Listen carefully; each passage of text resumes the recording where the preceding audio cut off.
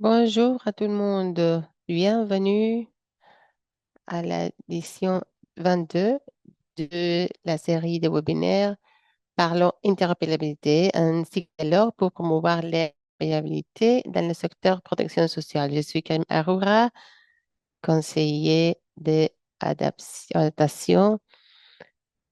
Je travaille avec GSI in the End et je vais être votre modératrice.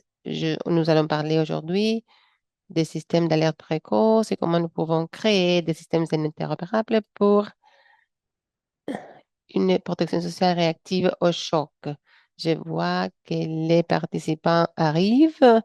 Nous avons 47 personnes déjà. Et pendant que les autres arrivent, nous allons revoir quelques règles de ménage pour le webinaire. Allons-y. Beaucoup de vous avez déjà assisté à d'autres webinaires dans cette série et peut-être vous connaissez déjà ces détails opérationnels. Mais pour les autres qui arrivent pour la première fois, nous allons vous anticiper. Ce webinaire est disponible avec la traduction simultanée. Je parle en anglais, mais si vous voulez m'entendre en espagnol, en portugais, nous avons de la traduction simultanée disponible pour sélectionner la langue de votre choix. Vous pouvez aller à la barre d'outils que vous voyez à la base de votre écran. Vous trouverez ces icônes quand vous cliquez dans les trois points et vous choisirez interprétation. Quand vous sélectionnez interprétation, vous pouvez sélectionner la langue de votre choix. Pour Zoom, il y a l'audio originel à un volume plus bas, mais vous pouvez aussi silencier le son. C'est plus facile pour vous. Il y a une boîte de chat que vous pouvez utiliser pour partager des ressources, des liens et des commentaires. Si question. Par contre, utilisez le euh, bouton dédié aux questions-réponses. C'est plus facile pour répondre aux questions, pour marquer que tu as répondu. On peut le répondre directement dans la boîte de questions-réponses pendant la... Et si vous voulez poser une question de manière anonyme, il y a cette option sur Zoom. Si vous voyez une question que vous aviez déjà, pensez, vous pouvez simplement voter à cette question afin que nous sachions quelles sont les questions qui sont les plus populaires. La session sera enregistrée. Alors, si vous avez votre caméra ouverte, votre microphone ouvert, gardez ça à l'esprit. Si vous ne, si vous ne allez pas, si vous ne parlerez pas, vous pouvez garder votre microphone éteint. Nous sommes déjà à 71. Excellent. Alors, avons fini avec les règles de ménage. Maintenant, nous passons à l'ordre du jour. Nous allons revoir l'équipe du webinaire d'aujourd'hui pour connaître les panélistes. Après, nous aurons la présentation de chaque présentateur. Après, un débat. Finalement, les questions-réponses. Nous pouvons avancer. Aujourd'hui, nous parlons de alerte précoce pour une action rapide des systèmes interopérables pour une protection sociale réactive au choc. Nous avons les présentateurs, Joe Zarour, du programme mondial pour l'alimentation. Il travaille à UNSP. Il a de l'expérience dans la consultation privée et les secteurs non-profit, la transformation numérique, innovation et IA pour renforcer la protection sociale pour les communautés vulnérables. Joe sera suivi par Alexandre Yega, qui est un spécialiste principal de la protection sociale et les changements climatiques à la Banque mondiale. Alexandre a 10 ans d'expérience au sein d'institutions internationales. Ses travaux portent sur le financement des risques climatiques et les liens avec les systèmes de protection sociale et de travail, notamment la protection sociale adaptative, les programmes de transition juste et les travaux conceptuels connexes. Après, nous aurons Mahmoud Moula, qui est un spécialiste du financement des risques de catastrophes et coordinateur du mécanisme de filet de sécurité évolutif au sein du Comité national des finances des collectivités Malawi. Il possède une expérience en gestion des risques de catastrophes, en action humanitaire et en soutien depuis 2010. Il est titulaire d'une maîtrise en action humanitaire internationale et d'un MBA en gestion financière. De la Costa Rique, nous avons Sandy Gordon, membre de l'équipe de projet. Elle est une administratrice d'entreprise spécialiste de l'évaluation des besoins post-catastrophe, ce que nous connaissons déjà, PDNA, et du cadre de relèvement après une catastrophe. Plus de 23 ans d'expérience au sein de l'institution publique. Après elle, nous aurons des personnes qui vont débattre. Athanase Akumuntu, directeur du numérique par intérim au ministère chargé de la gestion des urgences. Minima, elle est au ministère de l'Environnement. Il possède plus de 17 ans d'expérience dans les systèmes d'information foncière, l'architecture informatique et d'interopérabilité des systèmes, les projets informatiques de grande envergure, analyse commerciale, ainsi que le développement logiciel et la gestion des produits. Après, nous allons Nina Bekele, qui est responsable du développement de partenariats stratégiques pour l'impact social chez Google, où elle dirige des collaborations pour appliquer les technologies Google au bien public en se concentrant sur la résilience climatique, la réponse aux crises, la sécurité alimentaire, l'éducation et la transformation numérique. Bon, maintenant que nous connaissons qui nous allons entendre, passons à quelques mots sur les organisateurs de ce webinaire qui est l'initiative de convergence numérique, DGI en anglais, a été lancée en 2021 comme une initiative conjointe des USP 2030, des gouvernements, des partenaires de développement, des organisations de la société civile et des entreprises privées visant à soutenir la transformation numérique des systèmes de protection sociale. Il est financé par le gouvernement allemand et le EU. Il est coordonné par 5 partenaires qui sont GIZ, ILO, OIT, Banque mondiale, Expertise France et FI AP. Qu'est-ce que fait le DCI? Le travail des DCI se dissémine en 4 piliers. Le travail des DCI se distribue en 4 piliers. Il facilite le partage des connaissances ou on organise des webinaires tels que ce que vous assistez aujourd'hui, des événements de, en personne. Après, elle crée des normes techniques mondiales pour permettre l'échange des données dans la chaîne des fournitures et avec des bases de données externes. Troisième, il soutient au pays pour la mise en œuvre numérique à travers les partenaires que vous venez de voir actuellement, le DCI à 21 pays. Et le quatrième pilier de travail est le renforcement des capacités et la formation dans la transformation numérique. La série webinaire dont nous parlons, Interopérabilité, a été lancée par le DCI pour faciliter les échanges techniques approfondis sur les systèmes d'information de protection sociale et interopérables entre les pays. Dans les événements antérieurs, nous avons entendu des personnes des pays tels que le Brésil, et tous ces événements sont disponibles dans les sites Internet. On travaille sur la protection sociale. Finalement, nous allons approfondir dans les systèmes d'alerte précoce pour la protection sociale. Maintenant, je vais passer à Sergio Jazarou du programme pour l'alimentation mondiale qui va parler de pourquoi est-ce que c'est important et qu'est-ce que nous nécessitons pour que ça fonctionne. Vous avez la parole, Joe. Bonjour à tout le monde. Est-ce que vous m'entendez?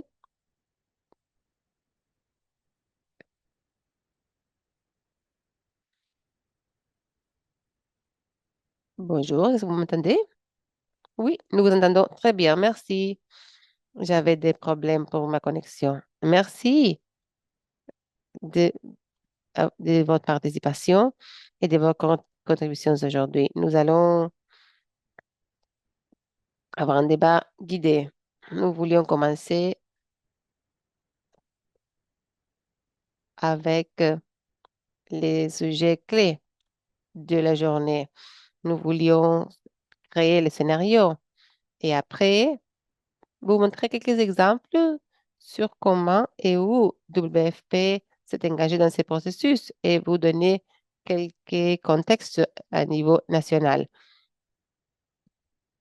Essentiellement, je vais parler de quelques exemples du centre de l'Afrique à une zone de 1000 collines pour vous donner deux exemples. Alors, maintenant, nous allons passer à la présentation. Je m'excuse de la présentation antérieure, de la diapo antérieure. Comme vous savez, à l'intérieur, s'il vous plaît, nous apprécions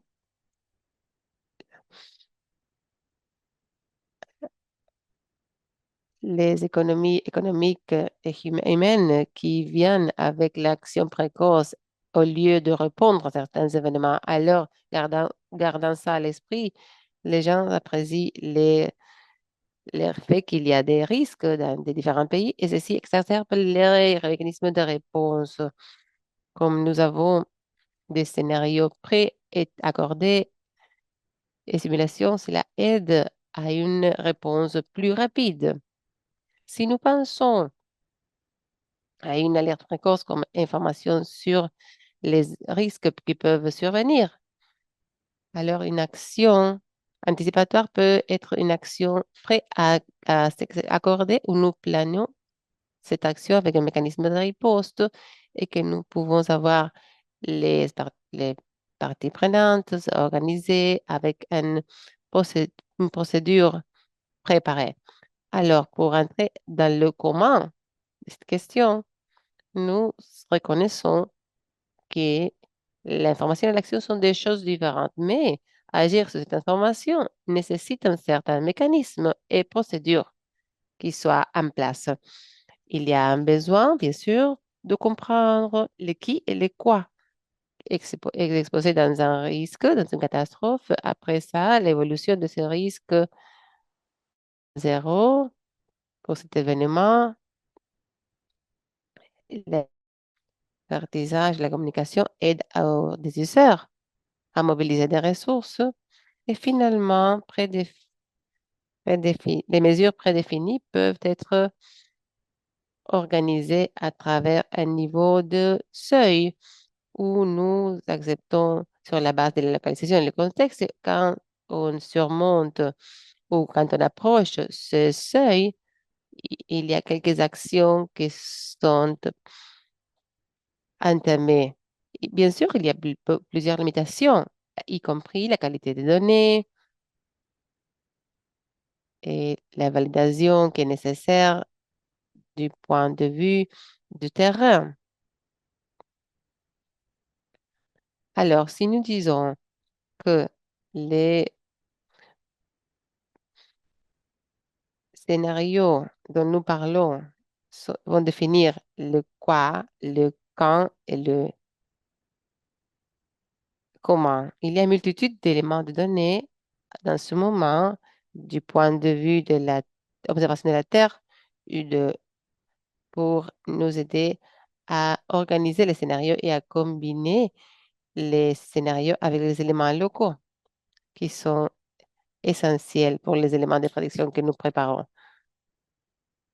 Et n'oublions pas la transparence et le marquage des données quand nous parlons des créations de données organiques. Alors, ces modèles vont nécessiter un certain degré de procédures et d'éléments qui soient déjà préparés. Alors, ceci nous amène au centre de la chose. Nous parlons interopérabilité et nous devons reconnaître qu'il y a ces couches d'interopérabilité qui comprennent une opération technique et des objectifs à niveau institutionnel. Si nous devons résumer ça, il y a quelques lignes qui vont nous aider à déterminer quelle infrastructure pouvait s'utiliser avec quelles données et quel système pouvait s'activer pour certaines actions. Et ce qui est le plus important, bien sûr, pour ces données, qu'ils soient capables d'être échangés, il doit y avoir des systèmes d'interopérabilité, mais aussi une clarté sur la prise de décision, sur les rôles et les responsabilités et des accords, ainsi que de la coordination dans les gouvernements et dans les partenaires externes. Ce sont des éléments que nous voyons toujours comme importants. Et pour remarquer ici, de plus et de plus, ces modèles prédictifs qui existent nécessitent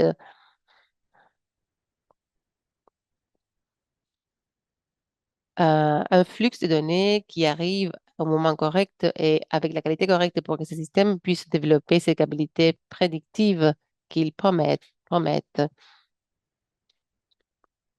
Pour mentionner quelques éléments que nous avons vus, bien sûr, avoir les données correctes dans le modèle de qualité correcte est très important. Ces éléments clés, par exemple, si nous devons recueillir des données sur des dispositifs de météo ou si nous devons trouver, transformer une image de satellite dans un système. Ce sont des données qui vont se surposer pour une meilleure prise de décision. La complétude des données est nécessaire, avoir les dictionnaires de données corrects sur le terrain pour cartographier les éléments pour la consistance, l'opportunité, le moment correct, la synchronicité. Est-ce qu'il y a une asynchronicité? Il y a un retard donné pour arriver dans le terrain et pour la protection et la responsabilité des données, il y a un élément de vérification de la source qui va arriver, bien sûr. Il y a aussi le besoin d'utiliser ces données de manière responsable et de s'assurer qu'il y a une minimale collection de données pour l'objectif de l'élément action pour s'assurer la sécurité et les éléments de vérité insérés dans ces données. Si nous montrons des exemples de comment ça se voit pour l'intervention WFP, si nous pensons au cadre géopolitique, par exemple, il y a des interventions spécifiques dans WFP qui comprennent les renforcements d'information, coordination, planification d'actions précoces, exercice simulation à différents niveaux, national, sous-national et local. Ils comprennent deux procédures opérationnelles, c'est-à-dire coordonnées et simulées dans une salle. Nous avons des méthodologies de la réponse au choc pour identifier certains éléments qui doivent exister pour un MOU ou pour une cartographie d'un groupe de données ou pour le flux d'une certaine procédure de travail. Il y a des outils que nous pouvons utiliser pour nous aider dans notre tâche. Aujourd'hui, nous avons sélectionné deux éléments. Une plateforme pour la modélisation. Nous allons entendre de Malawi qui va nous expliquer comment et où cette plateforme qui s'appelle Prism a été mise en œuvre et quel a été l'effet de cette solution. Ceci va nous expliquer comment ils ont utilisé les analyses de risques et ils ont trouvé des seuils pour répondre à des alertes précoces, ainsi que le travail avec le gouvernement, les agences et les différents fournisseurs et partenaires, y compris l'exemple Google Flood Hub duquel nous allons apprendre sur comment tout cela a été mis en œuvre. Ce sont des exemples qui utilisent Ravelin et Flood pour la prévision. Ce sont des exemples des boîtes à outils que nous pouvons amener selon le contexte et selon ce que le gouvernement demande. Prochaine.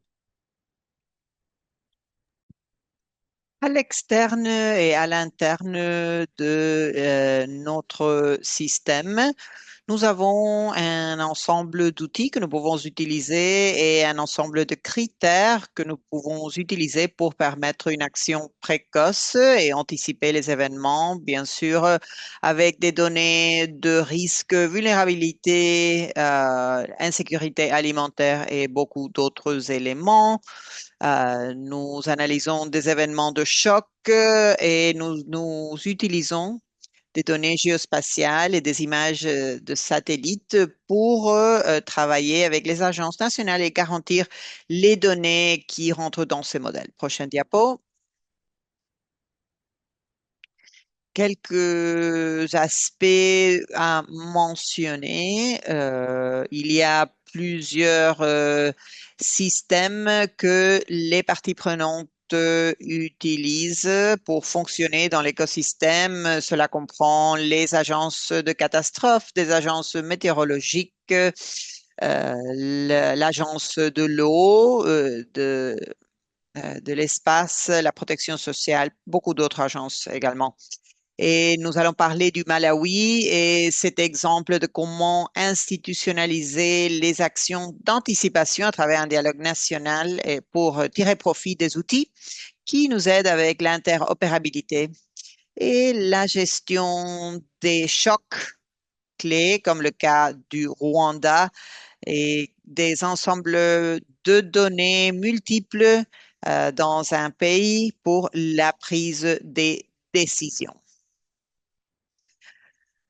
Donc, il y a des facteurs de prise de décision dont nous avons parlé. Il y a les seuils que nous avons mentionnés et identifiés. Et il y a aussi des événements qui entraînent un type de calcul d'un nombre de ressources et du temps qui doivent avoir lieu. Finalement, nous reconnaissons qu'il y a différentes étapes dans les cycles des risques de catastrophe, mais aussi des chaînes de valeur dans la protection sociale, des pas et des aspects et à quelle étape nous pouvons construire ces cas d'études, ces exemples pour considérer les cibles, la perspective de ciblage des systèmes de protection sociale. Et si les données analysent tous les types de données, nous allons apprendre à partir des exemples donnés par notre contrepart gouvernemental. Merci beaucoup pour votre attention et bien sûr, on répondra des questions avec plaisir à partir des exemples qui seront présentés. Merci. Merci, Joe. La boîte à outils du WFP me semble très, très pertinent et je voudrais inviter à notre prochain orateur, Alexander Yeager de la Banque mondiale, qui va nous présenter les compléments de la protection sociale dans le système. Merci beaucoup pour m'avoir invité. Je vais essayer de partir du point où Joe a laissé pour parler de l'aspect de l'alerte précoce en matière de protection sociale. Nous avons des défis généraux qui vont au-delà de seulement transmettre des informations sur les événements. Il faut savoir le niveau d'impact et les événements qui sont anticipés pour avoir les ressources pour y faire face. Si on marque la différence entre les différents événements, nous savons dans le cas de sécheresse, dans les cas de sécheresse, nous savons probablement avec beaucoup de mois en avance avant l'événement. Dans le cas d'un ouragan également, euh, mais dans quelques cas, il n'y a que quelques heures et donc construire un système solide en avance est une très bonne idée.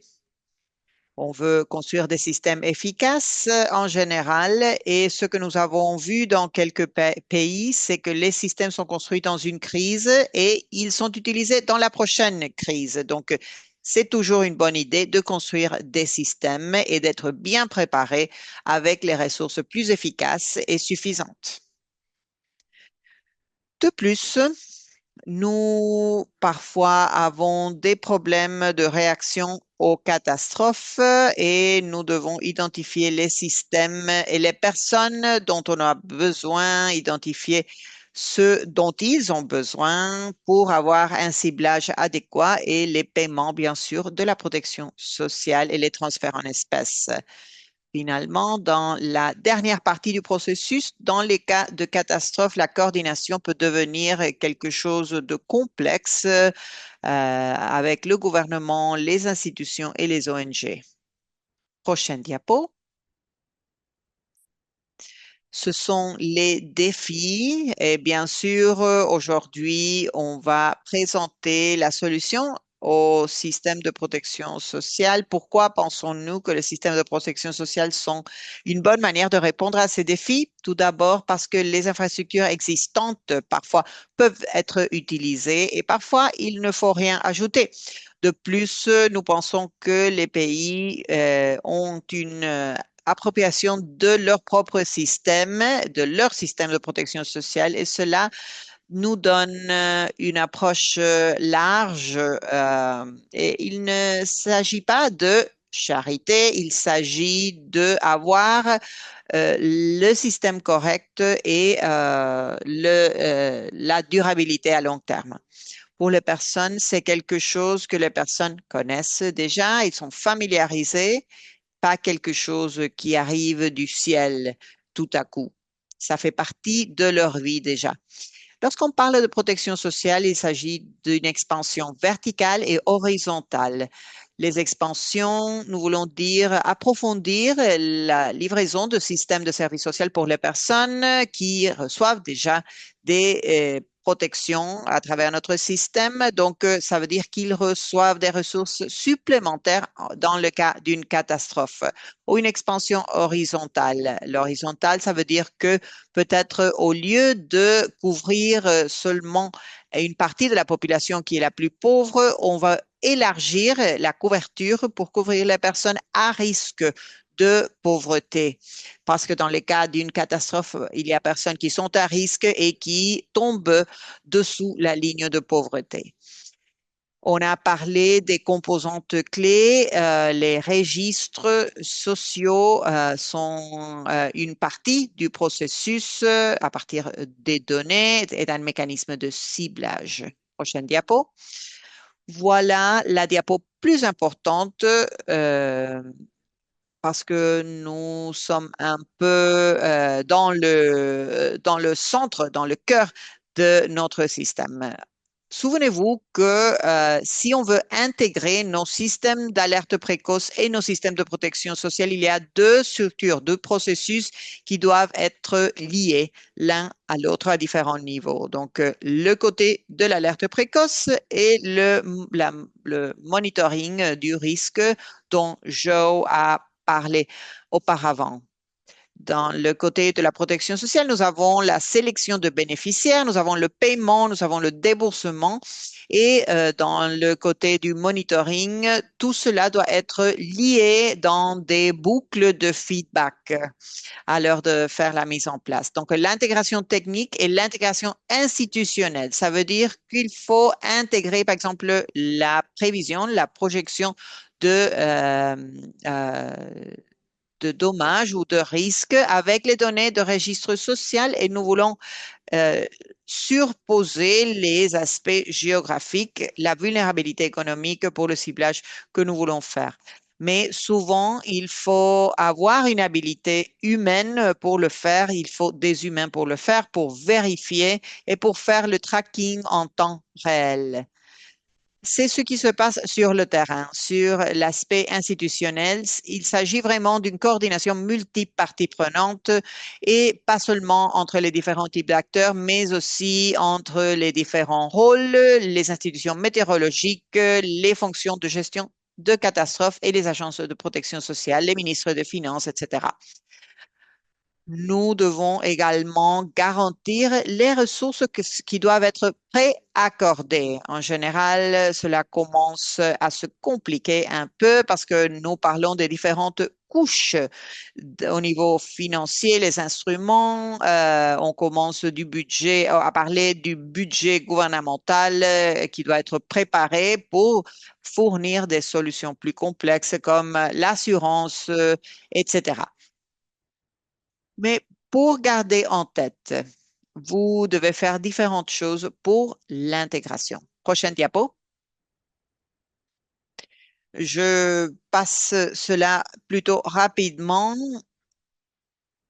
mais je crois que ce qui est important, c'est savoir quel est notre objectif, qu'est-ce que nous voulons réaliser et nous avons différents niveaux de réalisation. Bien sûr, nous avons l'impact direct de la réponse concrète, la réponse rapide. Nous voulons avoir des réponses qui réduisent la déplétion des actifs. Ça veut dire l'impact sur les ménages doit rester au minimum et à l'heure de chercher une alternative, vous devez sauvegarder les résultats, bien sûr, de nutrition en premier lieu. Vous devez garantir que les personnes puissent donner dans les endroits où ça fait du sens.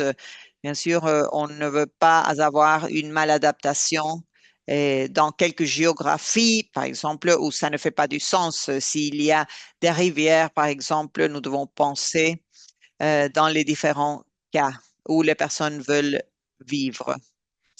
Nous savons que pour garantir l'efficacité économique, nous devons agir rapidement parce que, bien sûr, euh, cela va réduire les dépenses. Nous devons réduire le besoin d'intervention d'urgence très coûteuse et garantir et préserver les besoins de récupération à long terme. Bien sûr, renforcer les systèmes pour garantir que les institutions nationales soient préparées pour les chocs et bien sûr renforcer la crédibilité. Dernière diapo. Voilà quelques messages clés de Joe et Mike et de moi-même. Nous savons que les systèmes d'alerte précoce nous permettent de prédire ou de prévoir les risques et nous parlons aujourd'hui de la protection sociale et les systèmes en tant que réponse à ces risques qui peuvent être intégrés en ce que l'on appelle interopérabilité, interopérabilité technique et institutionnelle et on ne doit pas sous-estimer cela. Il faut savoir quand il y aura une crise, il faut être préparé et savoir, bien sûr, ce dont on parle aujourd'hui n'est pas quelque chose d'abstrait, c'est vraiment quelque chose qui existe sur le terrain. Nous avons vu beaucoup de cas dans les pays. Merci beaucoup pour votre attention, Kim. Vous avez la parole encore une fois. Merci. Merci, Alexander, pour cette présentation si concrète et cette récapitulatif à la fin a été très utile. Maintenant, je voudrais inviter notre invité du Malawi, Mulda Mutuk Mula, qui va nous présenter le parcours du Malawi dans le EWS, notamment sur le programme de transfert en espèces et la mise en échelle du soutien fourni par les systèmes là au Malawi. Allez-y, vous avez la parole.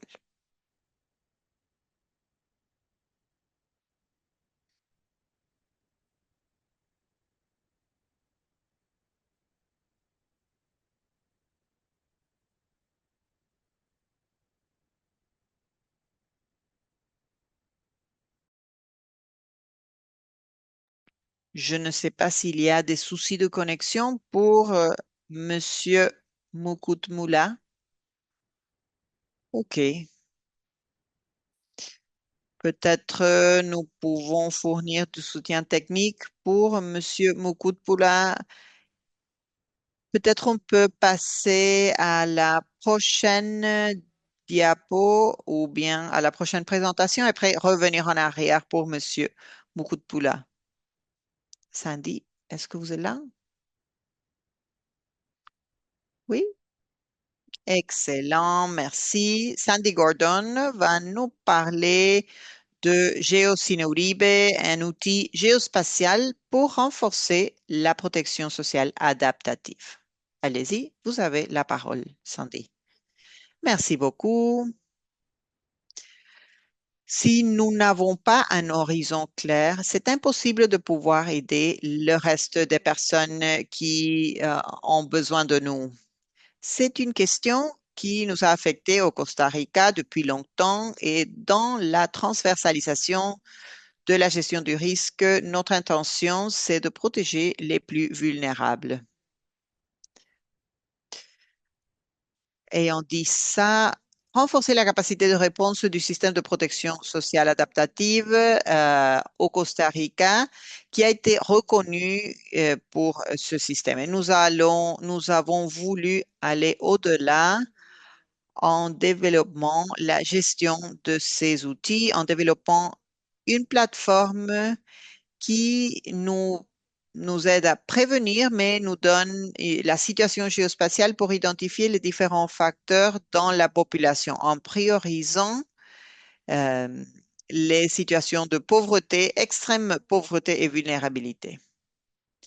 Tout cela avec une approche territoriale de précision à travers des actions qui sont orientées à fournir des solutions intégrales et vraiment aider les familles directement à travers des actions guidées à fournir des solutions intégrales. Ça ne veut pas dire que c'est l'urgence et c'est toujours une répétition de la situation de pauvreté ou la situation d'urgence.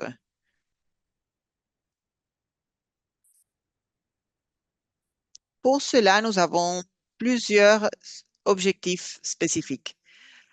Nous n'avons pas une plateforme unique. Nous avons différentes plateformes avec différentes données.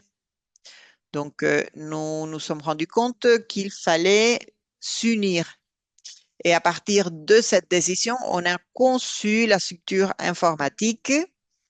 Et la vérité, c'est que si on n'a pas des données de haute qualité, c'est impossible de garantir le processus. Donc, nous avons commencé à travailler avec le secteur académique pour faire une proposition et corriger les données que nous avons à présent dans notre système. Geocinerube n'est pas seulement une gestion de risque, un système de gestion de risque. C'est quelque chose qui utilise les informations de presque 90% de la population du Costa Rica. C'est pour cela que les données que nous consommons pour réaliser nos projections doivent être au niveau de cela. Développer un portail avec des cartes et des tableaux de bord interactifs pour montrer les données de base, les données sociales et démographiques. Et tout cela nous permet de créer un seul portail pour avoir toutes les informations consolidées. Merci. Prochaine diapo.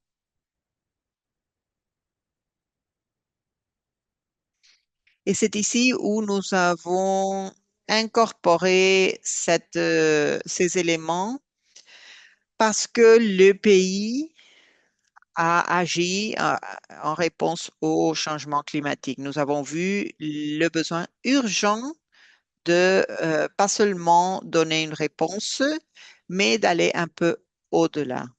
Les panélistes précédents ont exprimé que nous ne pouvons pas travailler sur la réponse, mais il faut savoir aussi où faire la prévention. Et de plus, comment nous allons travailler avec les processus de réhabilitation. C'est pour cela que l'analyse géospatiale nous permet de manière préventive de créer et générer une réponse. L'analyse géospatiale dans les territoires autochtones nous permet de respecter les droits,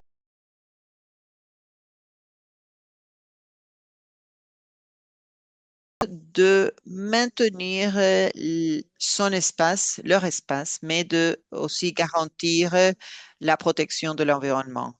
Et les personnes qui reçoivent des systèmes de santé. Ce n'est pas la même chose de dépendre d'une personne ou dans une condition de pauvreté, mais et c'est différent d'une personne qui est pauvre qui a un handicap. Et cela rend le processus plus complexe, le processus de prévention, de récupération, de réponse. Prochaine diapo.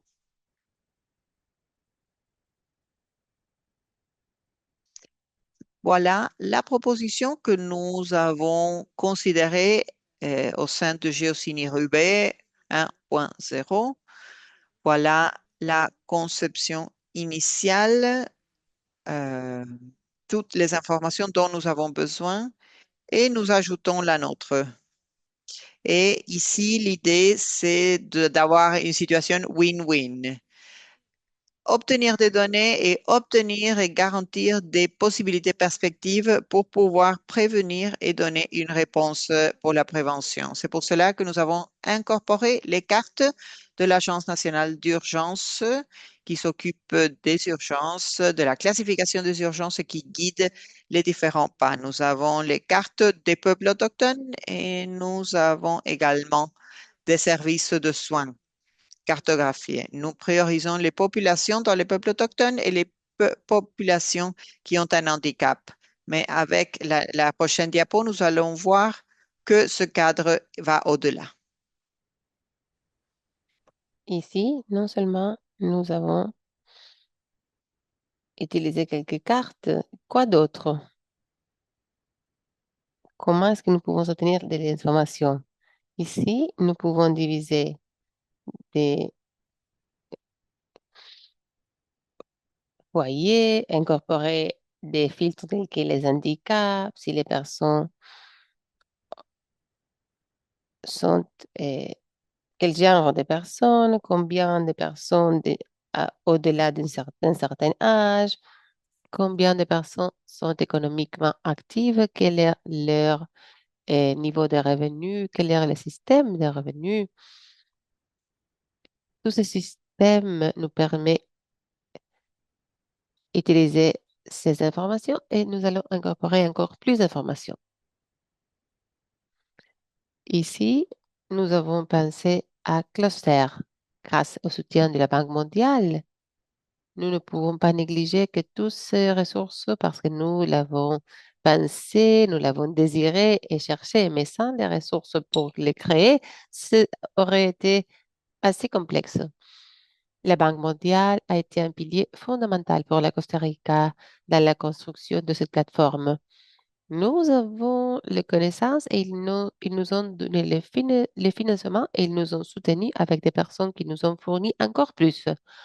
Et ce que nous faisons avec ces clusters est identifier la condition de pauvreté, quelles sont dans les pauvretés extrêmes, quelles sont dans la pauvreté essentielle, quelles sont dans connexion de vulnérabilité et lesquelles nécessitent, n'étant pas pauvres, des assistances dans un cas de risque.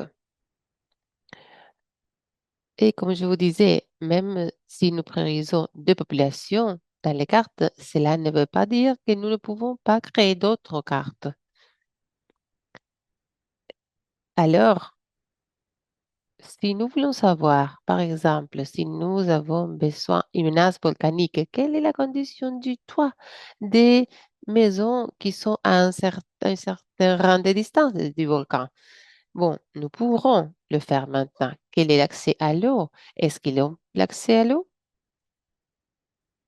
Dans des données de population, nous pouvons savoir leur genre pour des processus d'intervention selon leurs besoins, quelle est leur race, ethnicité, leur âge dans des cas de mineurs, quel type de nourriture dont ont-ils besoin ou quel type de lait, par exemple, pour les nourrissons, que ce soit plus de vitamines, plus de protéines. Si c'est un foyer monoparental ou un foyer avec un chef de foyer féminin, s'il y a un niveau de dépendance, mais que nous, non tous sont dans un niveau, et ni niveau de dépendance et le niveau de scolarité. Tout cela nous permet de fournir une classification statistique par niveau de pauvreté. Alors, les différents éléments nous permettront de savoir les scénarios d'intervention que nous pourrions appliquer.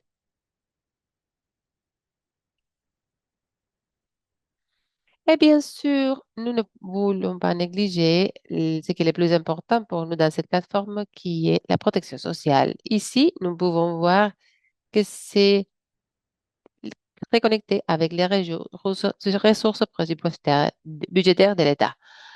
Et cela nous permet de visualiser laquelle pourrait être le coût et la planification de l'État à niveau de ressources pour avancer et pour soutenir les familles. Parce que, comme je vous ai dit, étant 90% dans ces plateformes, nous pouvons savoir s'ils ont de l'assurance, s'ils ont quelques personnes de la famille qui a une pension, s'ils ont un autre régime de pension ou de retraite, s'ils ont de l'assurance étudiant ou c'est de l'assurance pour réfugiés. Nous devons considérer l'importance à cause de notre location géographique dans la question de la migration. Et ici, je reprends ce que Monsieur Joe disait. Si nous devons nous concentrer dans une zone spécifique, aussi, nous devons penser que de manière économique, la famille doit passer par un processus de réhabilitation. Et même si c'est vrai que la réponse que l'État va donner est à travers une subvention pour la résolution immédiate provoquée par l'urgence, nous devons penser aussi que autour de cela, nous sommes dans la société et que également nous devons savoir quel type de travail il a, où il, où, où, où il ou elle travaille, c'est du travail informel ou formel, s'ils ont de l'assurance ou s'ils ont au chômage.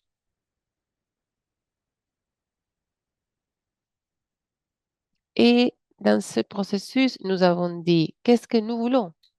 Quoi d'autre? Ceci est devenu ambitieux quand nous avons vu la quantité d'informations que nous pouvions gérer.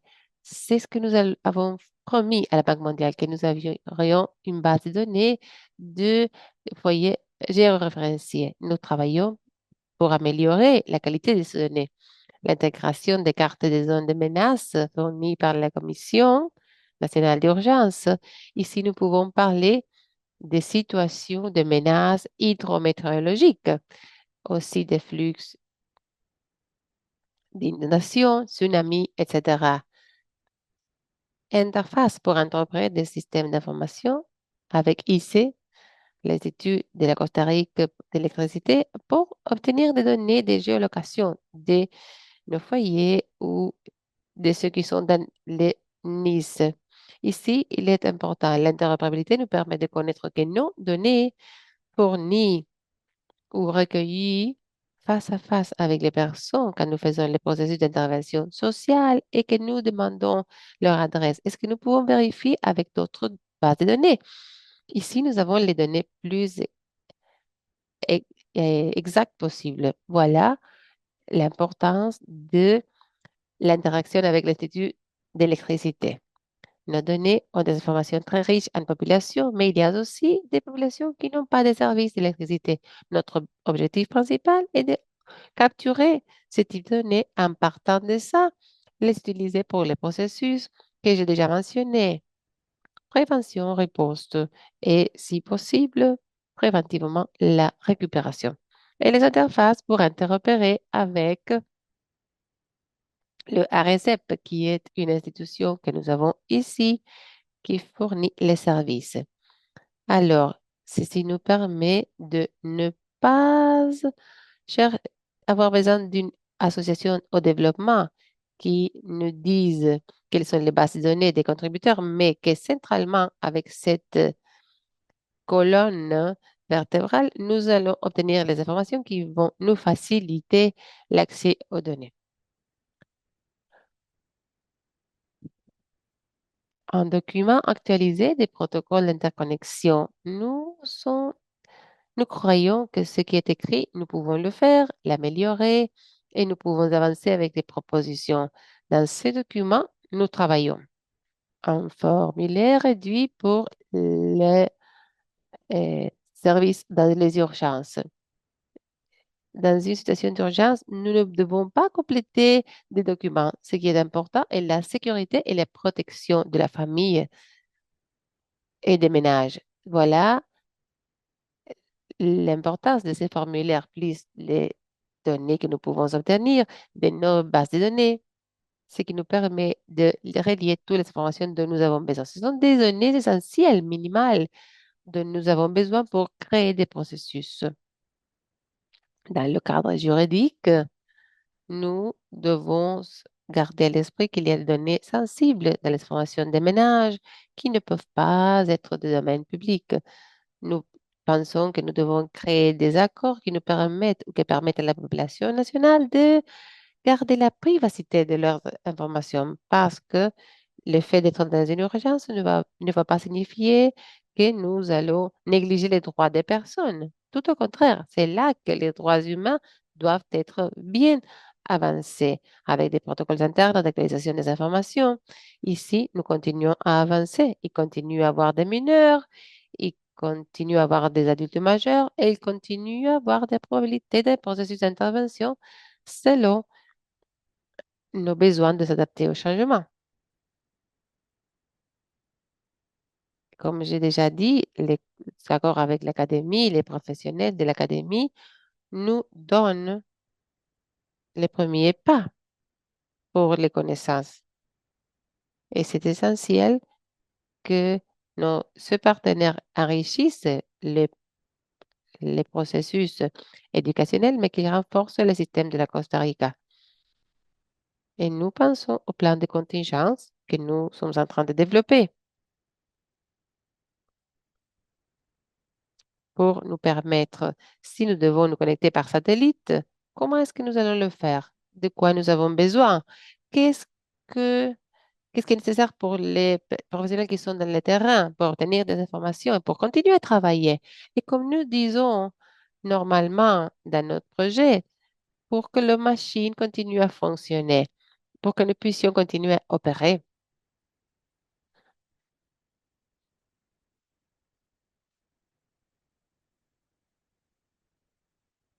nous avons des questions pour le débat que nous croyons sont très importantes aussi. Merci infiniment. Suivante.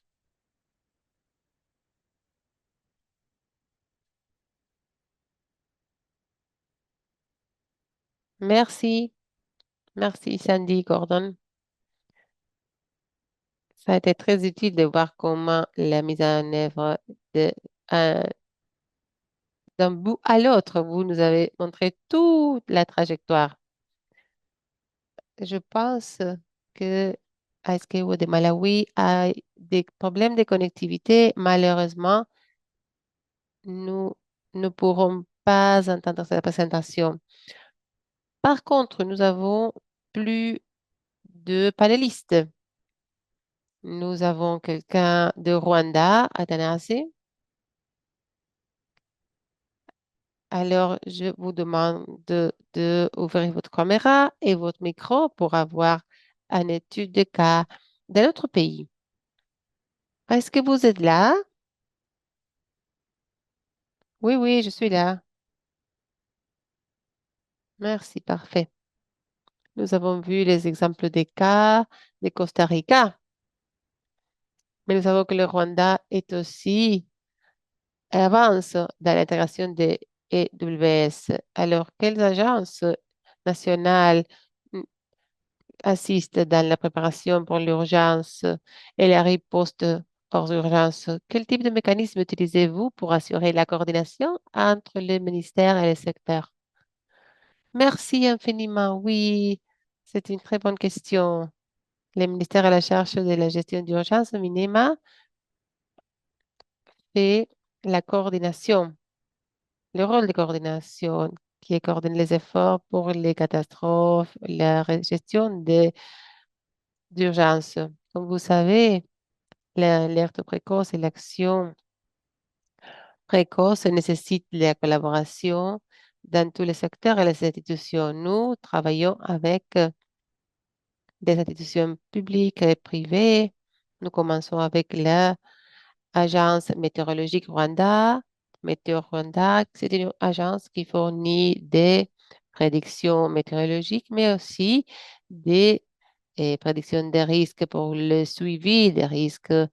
Et ces informations s'insèrent dans les systèmes de préparation au niveau national. Nous avons un ministère qui établit et qui développe un système d'information précoce qu'on utilise pour les tempêtes.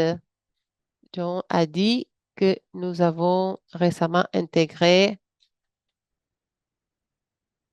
les Google Flood Hub parce que nous utilisons maintenant des modèles et de IA, spécialement pour ce modèle pré- de prédiction des fleuves. À part cette agence météorologique, nous collaborons aussi avec la police nationale rwandaise et bien sûr avec le ministère de la Défense de Rwanda, la force de défense. Ils sont des partenaires essentiels dans la riposte opérationnelle et aussi dans la logistique pendant les urgences. Nous avons aussi le ministère de la gouvernance locale.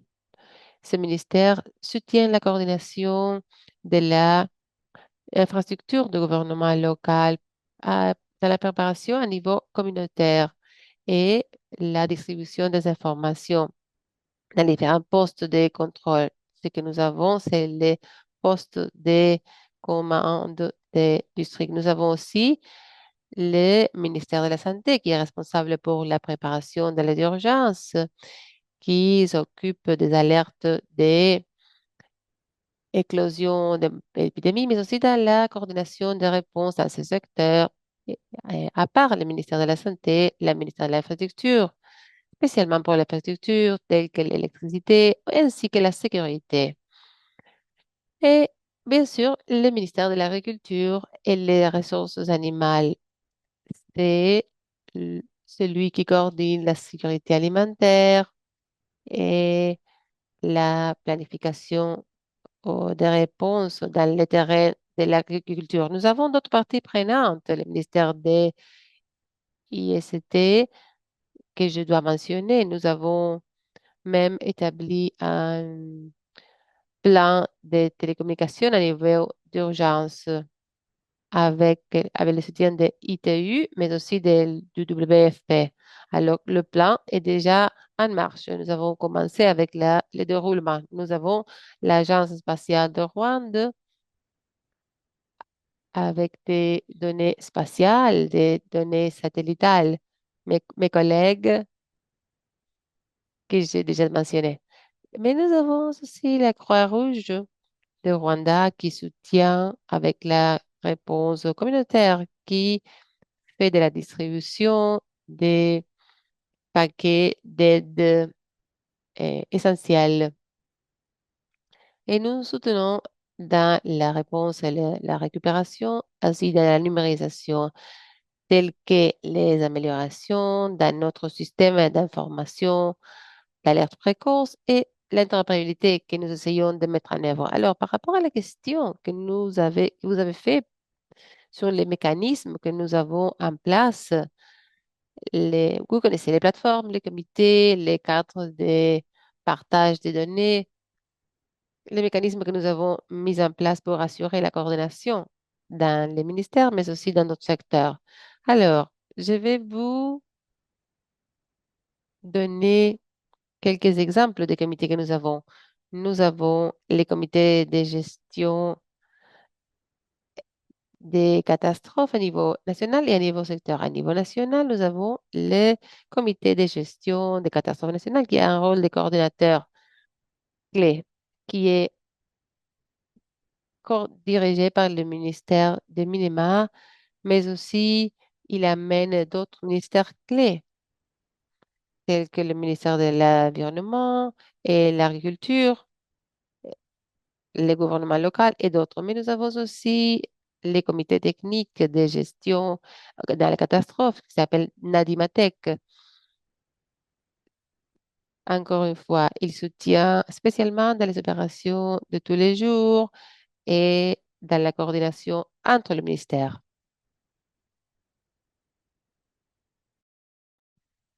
Il y a également une plateforme nationale pour la gestion de catastrophes. C'est un autre système. Et nous avons également des groupes de travail thématiques comme le groupe de travail technique pour les urgences, EWASH, etc. So, euh, dans ces cadres, nous avons aussi le partage de données, le cadre des systèmes et il y a un système d'alerte précoce que nous avons mis en place pour quelques orages et pour quelques urgences climatiques. Nous avons trouvé 4 catégories d'orages en ce qui concerne l'interopérabilité. Nous avons intégré notre système d'information précoce avec Google Flags dans le système de soutien du Programme mondial d'aliments, le WFP.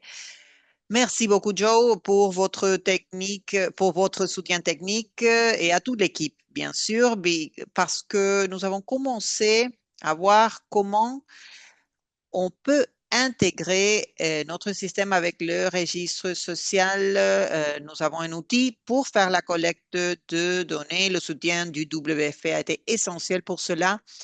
Et on a aidé le ministère à faire la collecte de 2 groupes de données, surtout les données d'impact sur les systèmes de catastrophe et l'intégration avec le registre social. Tout cela pour obtenir les ménages et ce que l'on a mentionné sur la population, etc.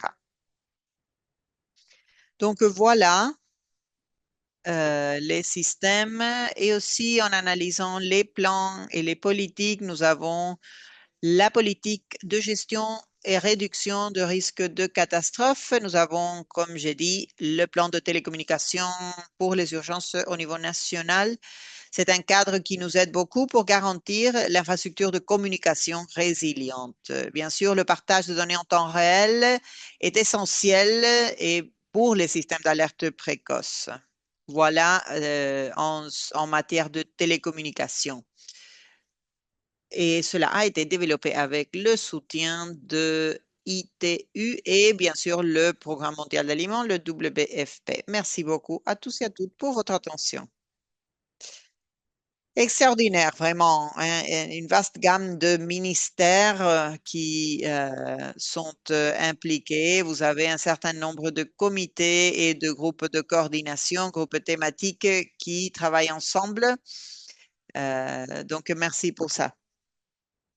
À quel point les vulnérabilités de la population et les données socio-économiques contribuent à la planification et la réponse et réduction de risques de catastrophe? Comment est-ce que vous considérez tout cela et ce que vous voulez utiliser de manière systématique ou bien la réponse humanitaire? Bien sûr, les données sont essentielles à présent. Même les personnes nous disent que les données sont de l'or. Ça nous aide beaucoup à prendre des décisions. Par exemple, la vulnérabilité de la population et les données socio-économiques dans la réduction de risques de catastrophe contribuent à identifier qui est plus vulnérable, où ils sont emplacés, notamment dans le cas d'incidents et de risques. Bien sûr, pour identifier plus facilement qui a besoin de support en utilisant les données disponibles. Comme je viens de dire, à travers les parties prenantes plus importantes, nous avons fait des efforts pour ne pas dupliquer nos initiatives et nos efforts. C'est pour cela que l'interopérabilité est vraiment clé. Nous obtenons des données, des systèmes pour identifier facilement qui a besoin de support et d'assistance. Mais nous pouvons les utiliser pour améliorer le profil de risque, la priorisation, bien sûr, Et ces données peuvent nous permettre de prendre des actions précoces, d'avoir une protection sociale qui répond au choc. Et ces données peuvent nous soutenir dans le ciblage d'une assistance humanitaire efficace qui peut être fournie sur la base des données et l'analyse de ces données qui ont été collectées. Merci.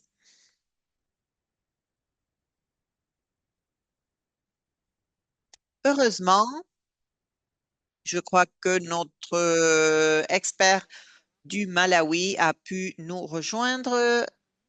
Monsieur Mukutmula, est-ce que vous êtes là? Peut-être vous pouvez commencer à partager l'écran et allumer votre micro.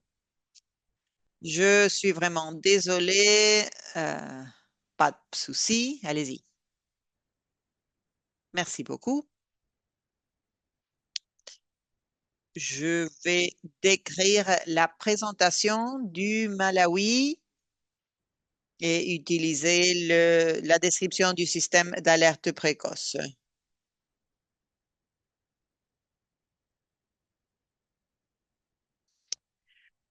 Tout d'abord, si nous analysons la saison de pluie au Malawi, où vous pouvez prédire ou prévoir ce qui va se passer dans les prochains mois et qu'il y aura insécurité alimentaire à cause de la sécheresse.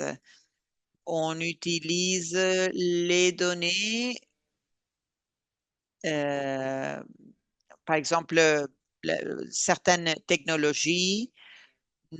Dans quelques zones, il n'y avait pas de pluie, donc nous avons vraiment utilisé les outils sur le terrain. Et puis, un matériel écrit avec des directrices pour travailler. Bien sûr, les paiements numériques pour que les communautés puissent recevoir les ressources. Prochaine diapo.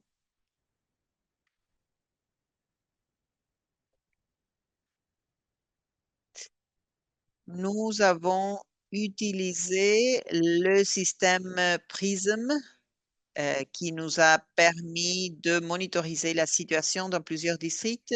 Nous l'avons utilisé pour la sécheresse et nous l'avons utilisé pour les inondations. Nous avons pu observer et fournir les paiements pour les communautés avant la catastrophe, donc avant l'événement.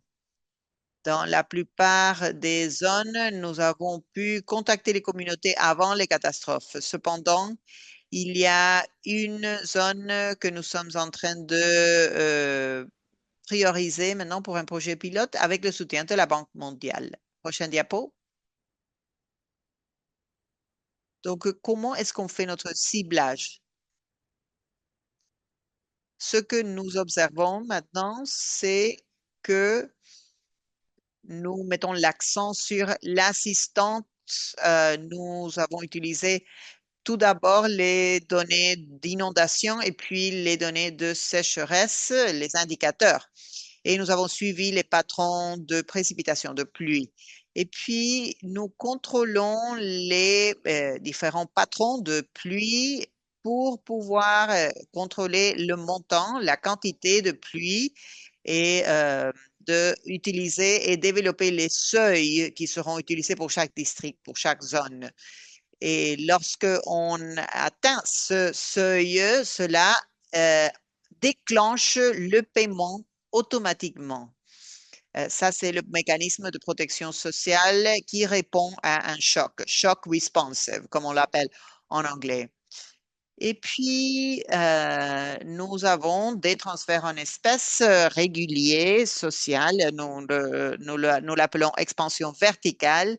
Et nous avons également l'expansion horizontale, qui sont des ménages supplémentaires des travaux publics climate smart ou intelligents du point de vue climatique. Donc, nous en avons deux. Nous avons le transfert pour le guide basé sur le guide social qui sont les bénéficiaires réguliers. Et à partir de cela, nous avons défini les ménages à partir du ranking et du plus pauvre à celui et celle qui est dans une meilleure situation. C'est ça ce qu'on appelle transfert en espèces à partir du guide social. Et où est-ce que l'on obtient ces informations? On l'appelle registre social du Malawi parce que c'est très important d'arriver tout d'abord chez les plus pauvres et il s'appelle, on parle de communauté du Malawi, c'est 10% de la communauté qui appartient à un conseil de district et le nombre de bénéficiaires est à peu près 10% de la population de chaque conseil de district. Euh, donc, tous ces registres, tous les bénéficiaires sont enregistrés dans le registre social du Malawi. Prochaine diapo. Nous avons deux moteurs, deux facteurs qui déclenchent les paiements. Nous avons deux déclencheurs. Tout d'abord, le déclencheur principal utilise des données satellitales et nous avons la saison plus sèche qui commence en novembre et qui finit en avril.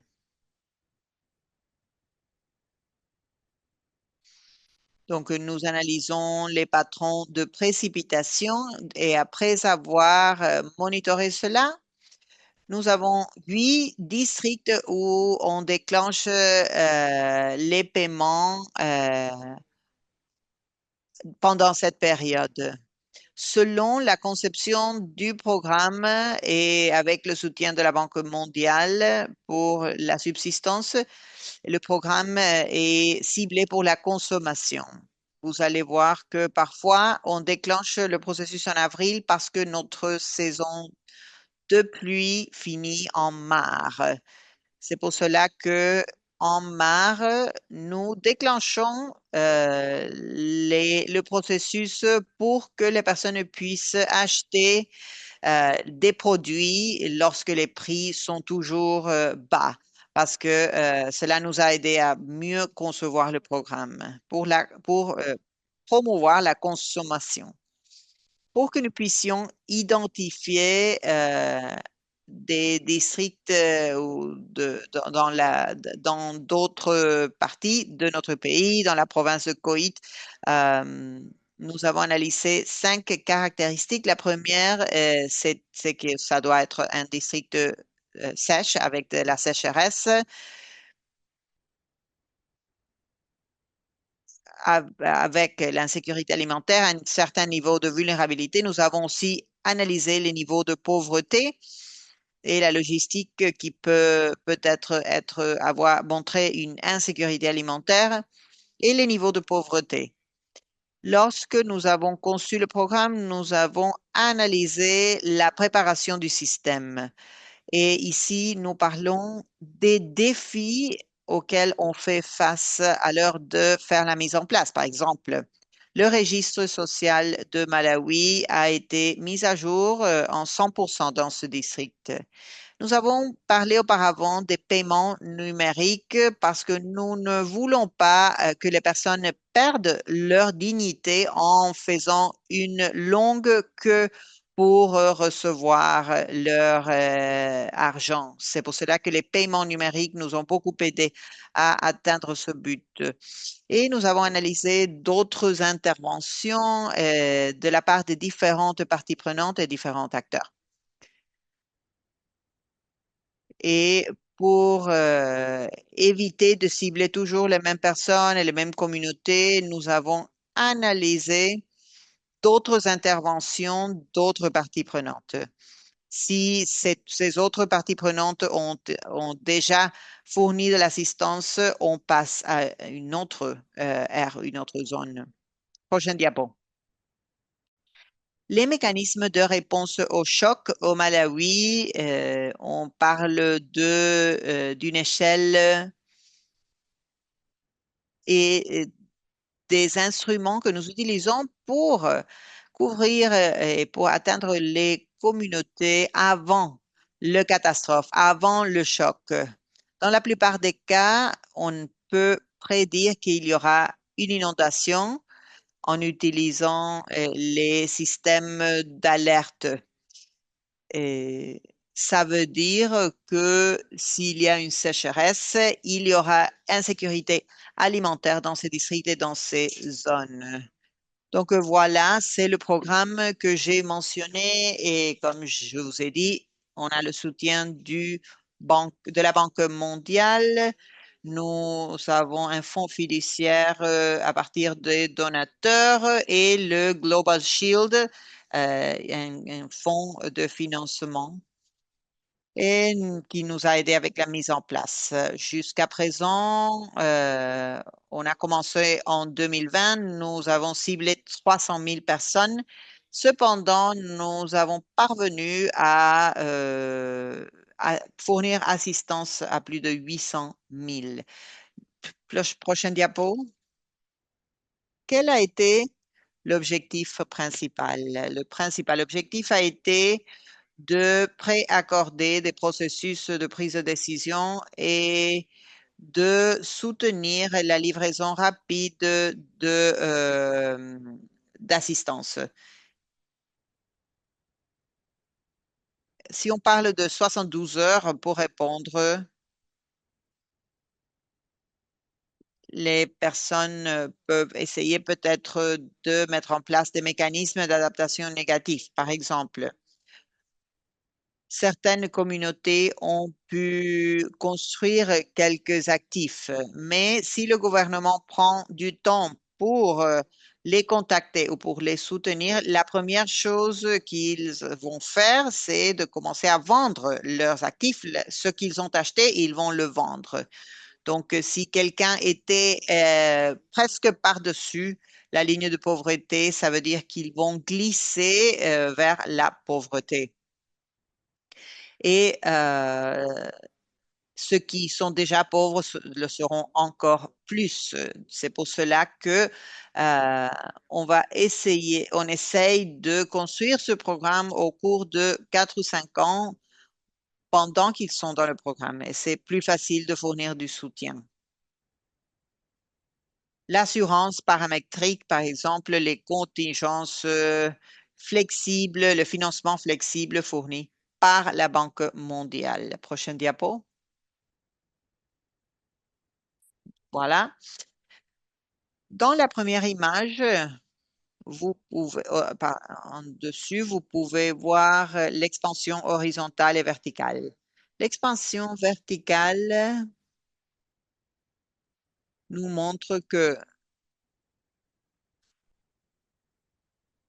le montant, le transfert en espèces que nous donnons et sur l'expansion verticale, si vous analysez en profondité, vous allez voir ce que l'on appelle les bénéficiaires de transferts en espèces réguliers.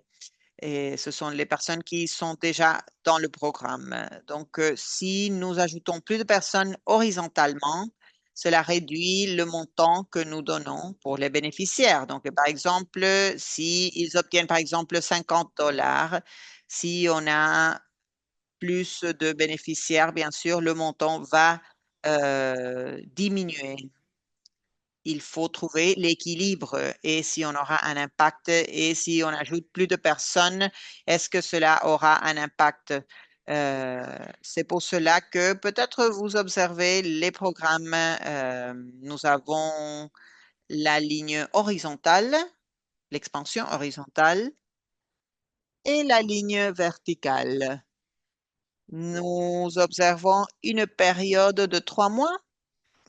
Euh, et pendant cette période, on espère que le gouvernement va rentrer parce que cela marque le début de la saison de pluie.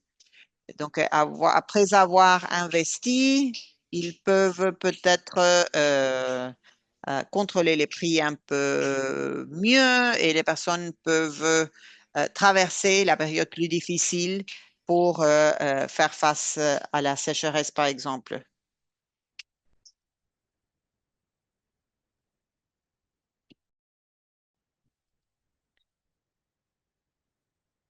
Alors, en résumé, pour 2025, ce que nous avons pu faire et sont les ressources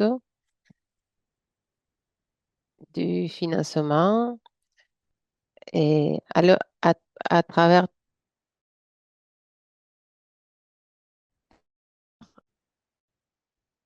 où nous avons obtenu les ressources du Global Shield autour de 22 millions de dollars.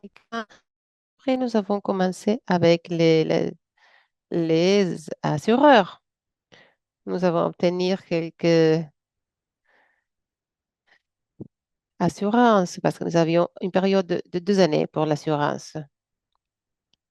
Et bon, je vais passer à la prochaine diapo. Pourquoi est-ce que nous avions deux assurances, deux ces mécanismes de financement? C'est simple parce que euh, c'était plus des possibles pour les risques parce qu'il n'y a pas une solution qui fonctionne pour tous les cas. Bon, il y a quelques assurances qui nécessitent de déclenchement et d'autres qui ne le nécessitent pas.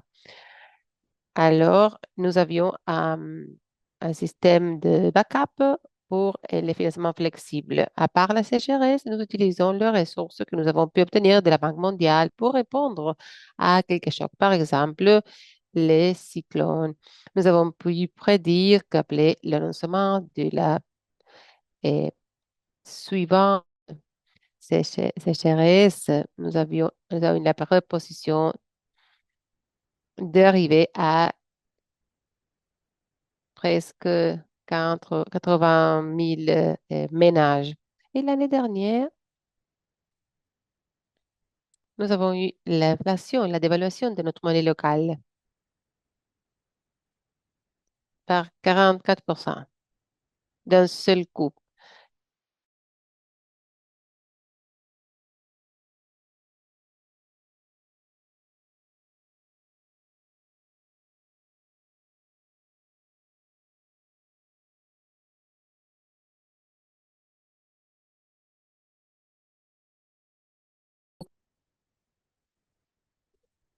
Vous devez tenir compte de euh, les convites qu'il y a des villes où il y a des régions qui sont touchées par les sécheresses. Alors, nous avons ciblé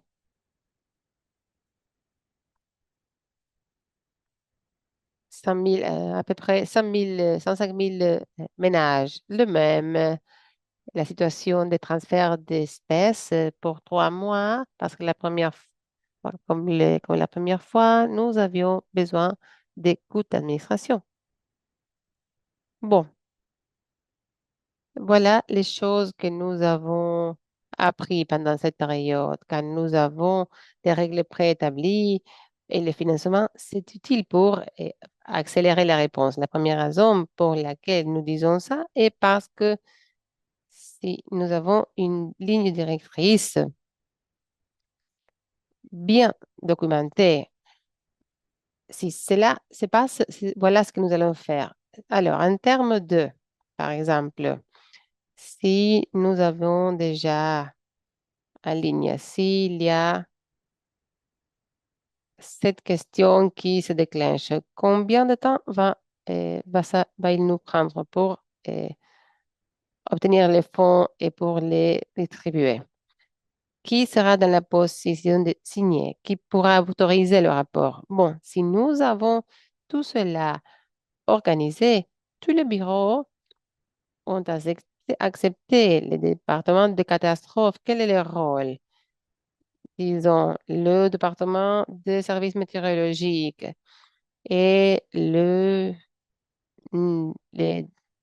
départements de finances à niveau national, de gouvernement local. Alors, nous avons accordé un document qui nous a aidés parce que dans le passé, le gouvernement était plus réactif. Mais maintenant, avec cette assistance qui vient de la Banque mondiale et d'autres institutions, le gouvernement devient plus proactif. Alors, il n'attend plus que la catastrophe arrive ou le choc, mais on essaye de devenir plus proactif pour être dans une position de répondre et de prédire et nous positionner avant le choc. Suivante.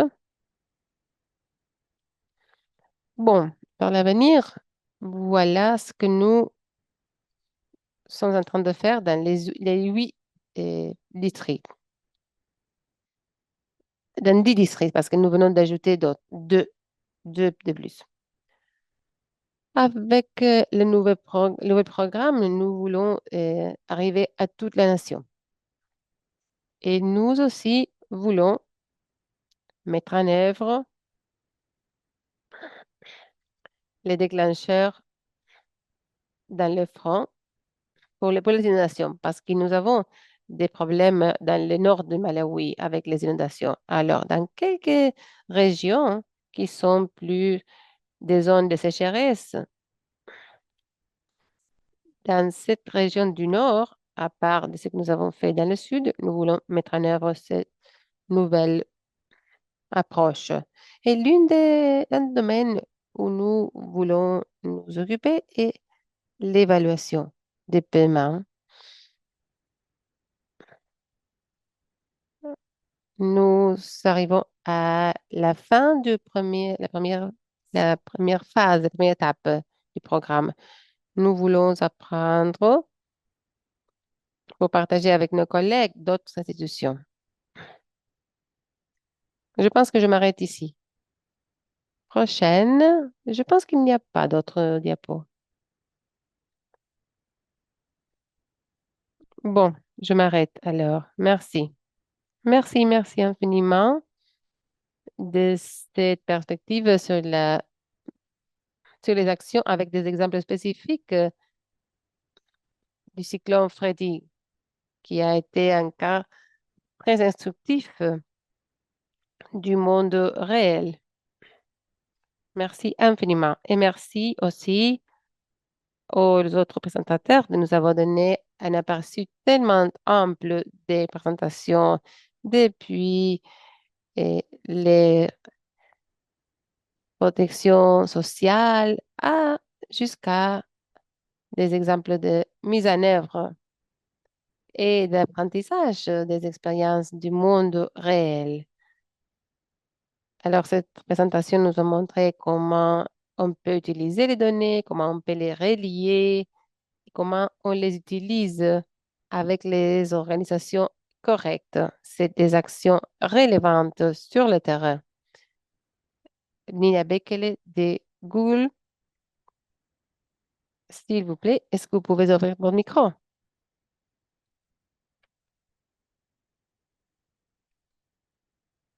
C'est quelque chose que nous ne devons pas ignorer. Les données sont très importantes dans ces situations de registre social. Aucune discussion est complète sans le IA dans le débat. Alors, quelles opportunités amène le IA pour renforcer la résilience climatique, spécialement dans le sud global? Merci, Kim. Je voudrais prendre un moment pour m'exprimer ma gratitude à Muda et à Athanase pour avoir partagé des exemples approfondis sur Malawi et Rwanda et des autres orateurs et en tant que représentant du secteur privé et de la recherche, c'est toujours utile pour comprendre ce que le monde réel nécessite. Je suis Nina Bikela, partenaire d'accès impact social à Google et je travaille avec les organisations internationales et le gouvernement pour aider à fournir technologies et spécialement des plateformes pour disséminer les alertes ainsi que les modèles de recherche sur IA. Alors, avant de répondre à votre question, Kim, je voudrais dédier quelques secondes à donner un peu d'aperçu sur ce que Google est en train de faire dans ce milieu. D'abord, à Google, notre mission est d'organiser les informations mondiales et de les rendre accessibles à niveau mondiale est utile. Et dans des moments de catastrophe, c'est une responsabilité profonde. Quand on est dans une situation de catastrophe, on va euh, demander à des plateformes telles que Google de donner des informations de contexte pour comprendre s'il est sûr d'être resté en sécurité ou s'il faut évacuer, par exemple, ce qui est profondément important pour nous. Alors, la question que nous discutons sur le climat et la réponse aux crises, comment est-ce que nous abordons tout ça? De différentes manières. Nous fournissons des informations critiques. Google a différentes plateformes nouvelles telles que Google Search, Google Maps, Android. Et nous fournissons des informations avec autorité qui sont essentielles et utiles. Nous avons aidé aux gens dans la dernière année à trouver des informations critiques à 3,6 milliards de fois. 10 millions de fois plus que dans les 12 mois antérieurs. Nous travaillons avec le protocole d'alerte commune. Je voudrais expliquer cela comme une organisation, comme un gouvernement local. Nous encourageons l'utilisation du protocole Common Alerting Protocol, qui est un cadre standardisé pour aider aux organisations telles que les vôtres pour fournir service aux populations touchées. Nous avons aussi un bras de recherche. Nous avons deux bras de recherche, Google Researcher et Google DeepMind, et nous développons des modèles IA pour aborder les plus grands défis du monde. Nous le faisons pour deux raisons principales. D'un côté, nous avons des incroyables ingénieurs et des talents de IA, et de l'autre côté, nous avons des pouvoirs d'ordinateur très, très complexes. Et nous considérons les applications climatiques et de l'intelligence artificielle sur la Terre. Dans les dernières années, nous avons développé des modèles sur différents domaines, par exemple pour la prévision aux inondations.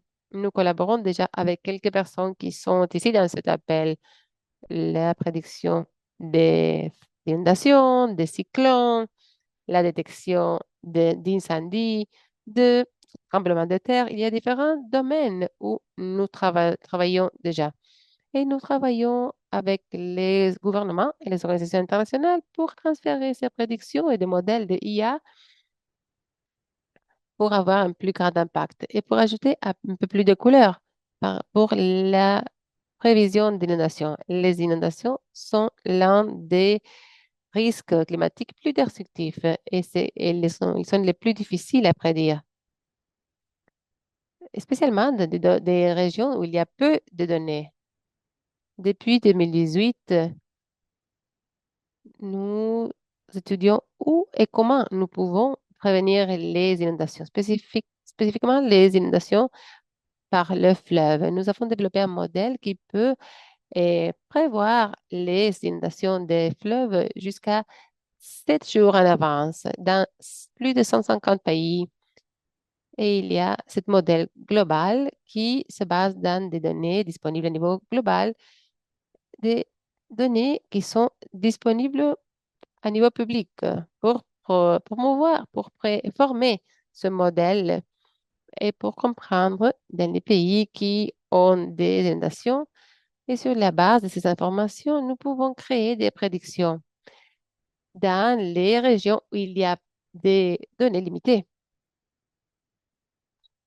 Dans ce cas, c'est un, c'est un grand avantage, un grand avancement pour les prédictions des inondations de fleuves, ce qui est le cas en général dans le sud mondial. Et quand il est possible, nous alignons nos objectifs avec les principes de WMO.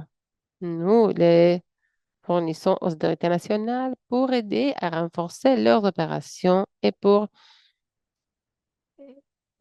envoyer des alertes à leur communauté directement à travers leurs canaux. pourrais rajouter quelque chose à ça sur comment nous collaborons, Kim. Je sais que tu voudrais poser la prochaine question, hein, et peut-être je peux continuer. Non, une brève question parce que nous devons passer à la question-réponse après. Est-ce que tu peux partager un exemple de comment le modèle IA a aidé gens à rester en sécurité pendant une catastrophe? Oui. Je vais montrer trois exemples. Je vais être bref, ne t'inquiète pas. Nous avons collaboré avec l'Organisation météorologique mondiale et aux agences IFROMET, par exemple, de l'Uruguay, de la République tchèque, pour aider à former le modèle pour la prédiction d'inondations. Et sur la base de ces évaluations, nous avons pu identifier des modèles de IA global qui fonctionnent mieux, par exemple le GLOWFAST. Mais si nous combinons les modèles globaux de IA avec les données locales, la performance est la plus forte. Alors, c'est un exemple d'où nous avons collaboré avec l'Organisation météorologique mondiale. Et voilà un exemple de comment les organisations et les gouvernements utilisent ces informations. Notre travail avec le Programme alimentaire mondial et les autorités de Rwanda Minima et le Conseil mondial pour l'eau, nous pouvons fournir l'accès à nos prédictions pour l'inondation pour informer les systèmes d'alerte précoce. Nous sommes dans une étape d'évaluation et nous étudions maintenant comment ouvrir ces modèles pour aider à raffiner les données locales. Et le dernier exemple est de OSHA et le gouvernement de Nigeria. Ils ont utilisé notre système de prédiction d'inondation pour l'action anticipatoire à Nigeria. Ici, ils ont utilisé le programme Forecast et ils l'ont combiné avec le données locales de Glofus et ils ont créé un système de plateforme intelligente. On l'a mentionné à plusieurs reprises aujourd'hui.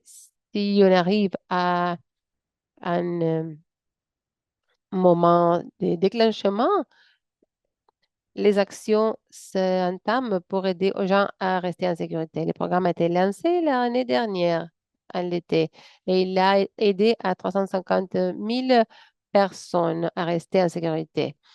Le IA est une opportunité profonde pour donner des meilleures données pour l'action anticipatoire, pour euh, le- l'alerte et la réponse, pour la protection sociale. Voilà la réflexion. Nous avons beaucoup de ressources d'études de cas que vous pouvez étudier. Je peux le partager dans le chat, bien sûr. Ce serait très utile si vous pouvez partager les études de cas dans le chat pour que les personnes puissent les lire après. Merci infiniment de vos exemples de Uruguay et d'autres pays. Je voudrais maintenant passer aux questions-réponses.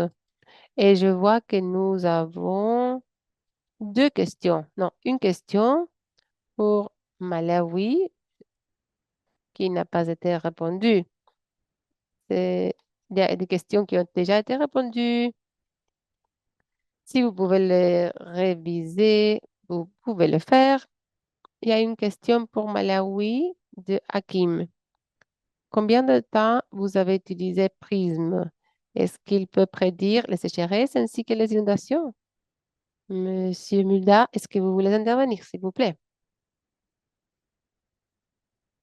Oui, oui, je veux répondre. Pour.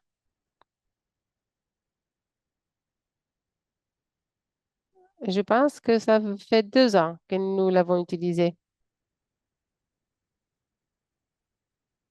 Prism, pour les inondations et pour les sécheresses.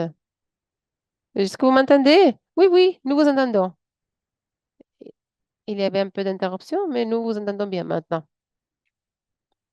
Oui, nous l'avons utilisé depuis 2 ans et il peut faire des prédictions pour les sécheresses ainsi que pour les inondations, n'est-ce pas? Oui, oui. Merci. Nous avons une autre question de Sarah Buret. Elle dit, excellente présentation. Dans un contexte où les acteurs humanitaires sont présents, quelles ont été les barrières et qu'est-ce qui leur a permis d'engager dans des activités de alerte précoce? Quelles sont les priorités pour l'alignement entre les acteurs humanitaires et les gouvernements? Sarah, est-ce que vous voulez demander à un panéliste en particulier? Autrement, je veux dire que euh, euh, tous les présentateurs peuvent intervenir.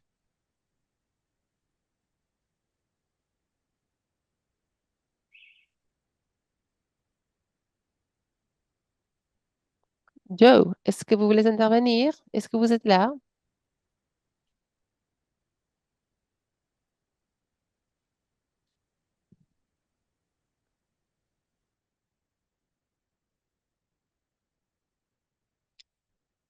Est-ce que vous pouvez répéter la question?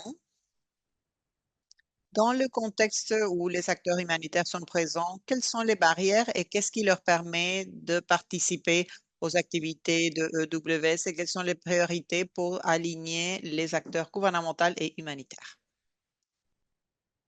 Une question très chargée, je crois, oui. Je crois que je vais me concentrer sur l'aspect plus pratique et opérationnel de définir quelques procédures standards pour réunir ces acteurs. Le rôle des organisations humanitaires, je crois, qui a été clé pour réunir les différentes parties prenantes et pour que ces institutions puissent sentir qu'il y a une réduction du risque et un dialogue pour échanger des expériences. En général, je crois que si on s'engage depuis un point de vue humanitaire ou de développement, notre clé pour ouvrir les portes serait les agences de réduction de risque de catastrophe et les contreparts institutionnels, bien sûr. Du point de vue de développement, ça serait plutôt du côté de protection sociale. Mais je crois que la collaboration, tout d'abord, est essentielle entre les agences. Je ne sais pas si j'ai bien répondu la question, mais peut-être quelqu'un d'autre peut intervenir.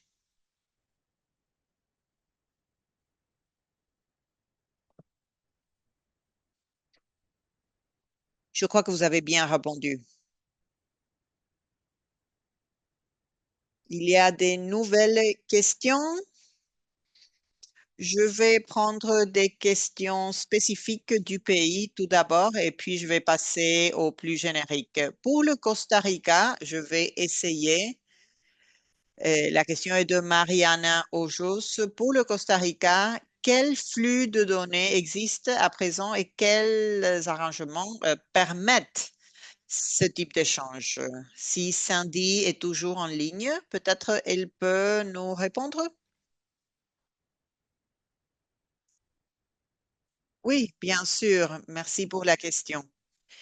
Les informations que nous avons est enregistrées sur différentes bases de données. Les flux d'informations que nous avons sont plutôt capturés par des professionnels en matière sociale et qui est disponible pour chaque institution. Donc, nous pouvons parler, par exemple, des informations des ménages, de la conformation des ménages, où nous pouvons observer différentes thématiques, les données personnelles et aussi de l'Agence de sécurité sociale, où nous pouvons obtenir des informations sur la condition de travail, si c'est du travail formel et quel est le revenu euh, ou le salaire pour ce type de travail et le type d'assurance ou de sécurité sociale. Les informations correspondantes au service se trouvent dans le répositoire du Costa Rica. Donc, on peut savoir quel est le coût, pourquoi il est utilisé, etc. Et c'est comme ça que nous pouvons observer les différentes bases de données où nous avons un accord qui est le cadre juridique que nous avons pour pouvoir obtenir ces informations. C'est pour cela que il y a un accord entre les institutions et puis un processus de développement qui permet l'interopérabilité. De la même manière, nous avons un lien avec le registre national où nous pouvons voir si la personne, par exemple, est vivante ou non. Euh, et si la personne est morte, on peut identifier cela avec le numéro d'identification et d'autres registres. Et la même chose avec le registre de la propriété. Nous pouvons savoir si les personnes possèdent un terrain ou une maison et nous pouvons commencer un processus d'intervention et pour savoir la situation générale. Ça, c'est le type d'information que nous avons dans le CINERO. Nous essayons d'agiliser les informations pour avoir des informations à jour et l'interconnectivité dans certains délais, une semaine, un mois, ça dépend de la complexité des données.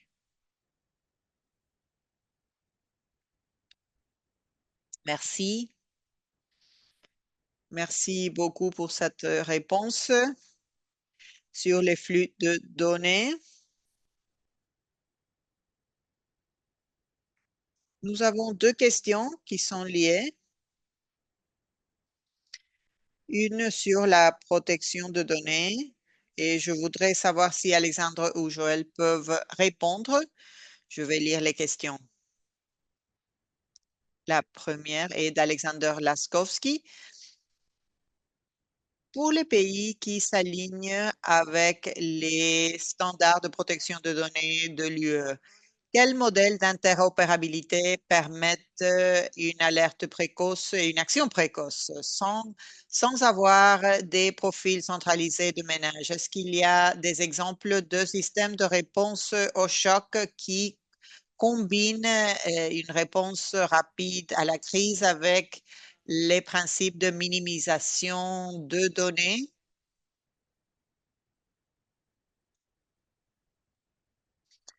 Je suis désolée parce que je ne sais pas si je prononce bien ce nom.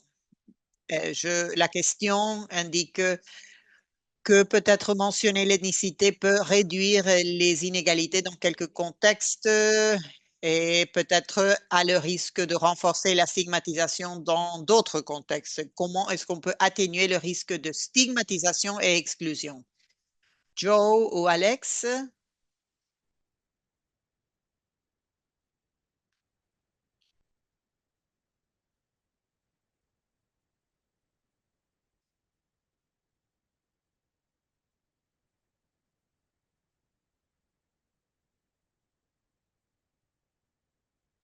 Je vais commencer par la première question. Je crois que par rapport à la privacité et protection de données, il y a des principes clés que nous essayons de respecter au sein de l'ONU et du Programme mondial d'aliments.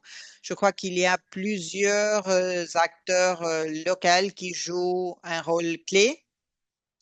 Comme vous savez déjà, il y a des données qui appartiennent à, à certains individus et comme vous savez, il y a des manières d'utiliser des données anonymes qui ne sont pas spécifiques à un niveau du ménage. Cela veut dire que si on veut réduire l'échelle, peut-être aller sur une rue ou un quartier, cela ne va pas compromettre les données. Peut-être avec les données agrégées, on peut agir à partir de ces données. Et lorsque il s'agit des standards de l'Union européenne, moi, personnellement, je ne connais pas cette sphère et pas l'ethnicité non plus. Merci. Alex? Pas beaucoup à ajouter, je dois avouer. Je ne travaille pas avec les cadres de données de l'Union européenne. Peut-être il y a des personnes de l'initiative qui voudraient répondre quelque chose. Merci. Peut-être c'est la dernière question. Banza Watani. Pour le Rwanda, il y a des solutions technologiques qui ont été planifiées. Est-ce qu'il y a des exemples de technologies planifiées, mais où on n'a pas pu faire la mise en échelle à cause de restrictions institutionnelles, techniques ou de ressources? Est-ce que vous pouvez répéter la question? Oui. Pour le Rwanda, est-ce qu'il y a des exemples où on a planifié des solutions technologiques, mais on n'a pas pu faire la mise en échelle à cause de restrictions de ressources techniques ou institutionnelles? Très bonne question.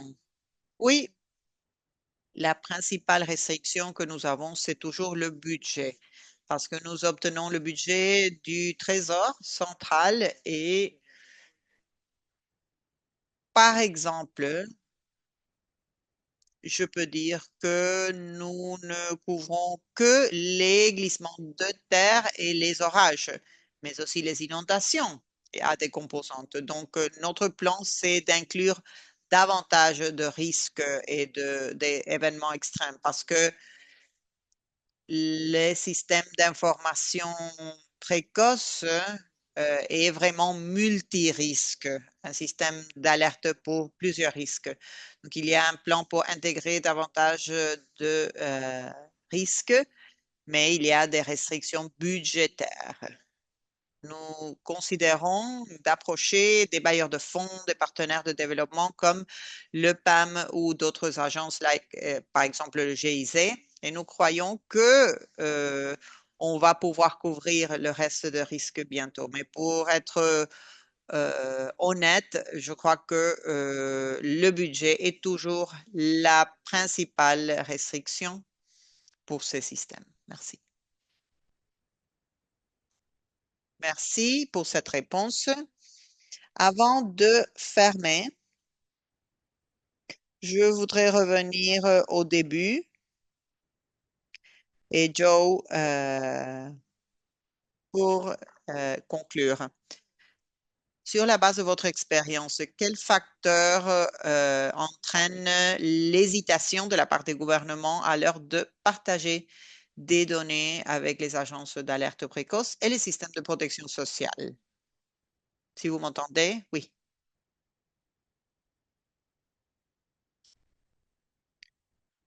Je ne sais pas si on peut l'appeler hésitation, mais il y a des obstacles. Je peux les catégoriser peut-être comme institutionnels ou techniques, plutôt techniques, je dirais.